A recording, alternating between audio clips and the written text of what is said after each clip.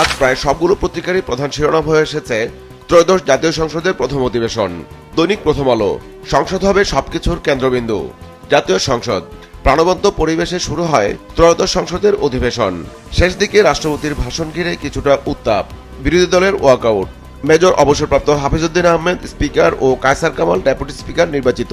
অন্তর্বর্তী সরকারের আমলে জারি করা 133টি অধ্যাদেশ উপস্থাপন। সংসদে প্রধানমন্ত্রীর বক্তব্য নিয়ে পত্রিকাটি রিপোর্টে শিরোনাম করেছে, যুক্তি বিতর্কের মাধ্যমে সংসদকে প্রাণবন্ত করে তুলতে চাই। সংসদে প্রধানমন্ত্রী, লাল প্লেকার্ড হাতে প্রতিবাদ, বিরোধী দলের ওয়াকআউট। রাষ্ট্রপতির ভাষণ শুরুর আগে জামায়াতে ইসলামীর নেতৃত্বাধীন বিরোধী দলের সদস্যরা লাল প্লেকার্ড হাতে প্রতিবাদ জানান। ইরানে মার্কিন ইসরায়েল হামলা ইস্যুতে পত্রিকাটি রিপোর্টে শিরোনাম করেছে, আরও 6টি ট্যাঙ্কারে হামলা, তেলের বাজার আবার অস্থির।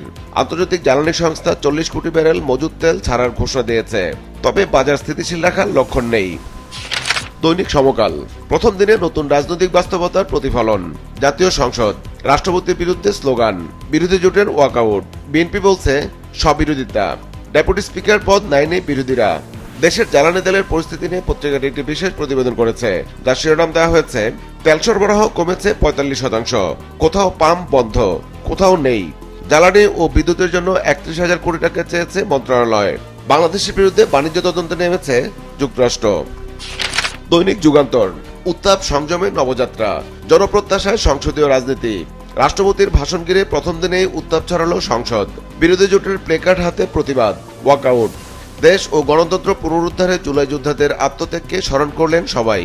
সংসদে প্রধানমন্ত্রীর ভাষণ নিয়ে পত্রিকাটি রিপোর্টে শিরোনাম করেছে, সংসদকে জাতীয় সমস্যার সমাধানের কেন্দ্রবিন্দুতে পরিণত করতে চাই। প্রথম বক্তৃতায় প্রধানমন্ত্রী।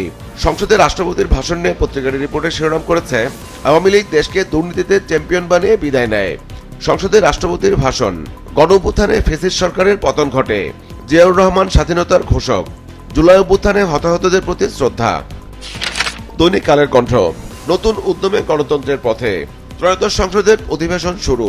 24-এর গণঅভ্যুত্থান পরবর্তী সংসদের প্রথম অধিবেশন। স্পিকার হাফিজউদ্দিন ও ডেপুটি স্পিকার কায়সার কামাল। হট্টগোল, প্লেকার্ড হাতে মিছিল, স্লোগান, ওয়াকআউট।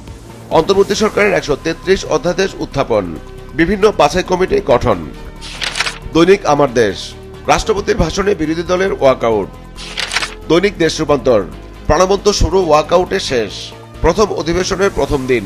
রাষ্ট্রপতির ভাষণের সময় বিরোধী দলের প্রতিবাদ ও হট্টগোলে উত্তপ্ত সংসদ।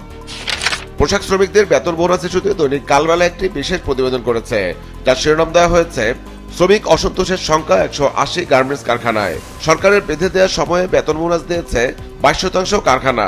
রাস্তায় নামতে পারে প্রায় 1.5 লাখ শ্রমিক। 19% পোশাক কারখানার আওয়ামীপন্থী মালিক আত্মগোপনে। স্বার্থন্বেষী মহল শ্রমিকদের উস্কানি দিয়ে কারখানা ভাঙচুর, অগ্নিসংযোগ, রাস্তা অবরোধ সহ আইনশৃঙ্খলা পরিস্থিতির অবনতি ঘটাতে পারে। কিছু শ্রমিক নেতাকে গোয়েন্দা নজরদারিতে রাখার সুপারিশ। ত্রয়োদশ সংসদের প্রথম অধিবেশন নিয়ে পত্রিকাটি রিপোর্টে শিরোনাম করেছে, ওয়াকআউট দিয়ে শুরু হলো দীর্ঘ প্রতীক্ষার সংসদ। 2 দিন মুলতবি, অধিবেশন আবার বসবে রোববার। দৈনিক আজকের পত্রিকা, প্রথম দিনে সংসদে উত্তাপ। স্পিকার হলেন হাফিজউদ্দিন আহমেদ, ডেপুটি স্পিকার কায়সার কামাল। রাষ্ট্রপতির ভাষণের আগে বিরোধী দলের প্রতিবাদ, দাঁড়িয়ে প্লেকার্ড প্রদর্শন, পরে স্লোগান দিতে দিতে ওয়াকআউট করেন বিরোধী দলের এমপিরা। সংসদকে প্রাণবন্ত করে তুলতে সবার সহযোগিতা চাইলেন সংসদ নেতা। সংসদের সব গঠনমূলক কাজ পূর্ণ সমর্থনের আশ্বাস বিরোধী দলের।